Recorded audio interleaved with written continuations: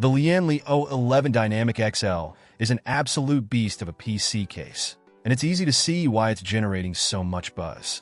This case is a collaboration with their 8-hour, and it builds upon the already popular O11 Dynamic. The XL is exactly what it sounds like, bigger in every dimension. This allows for incredible flexibility with your components, especially for custom water cooling loops.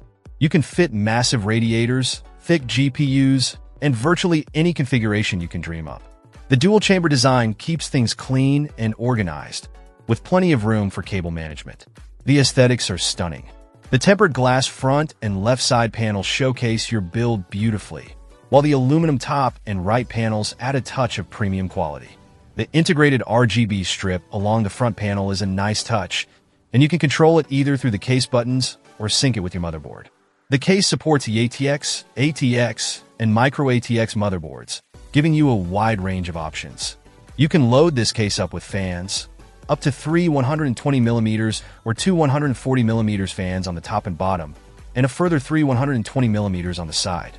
The inclusion of 2 hot swappable bays for up to 4 HDDs SSDs is a fantastic feature for anyone working with large files or needing quick access to storage. One of the standout features is the sheer amount of space for radiators. You can fit up to 3 360mm radiators, which is insane. This makes the O11 Dynamic XL a dream for water cooling enthusiasts.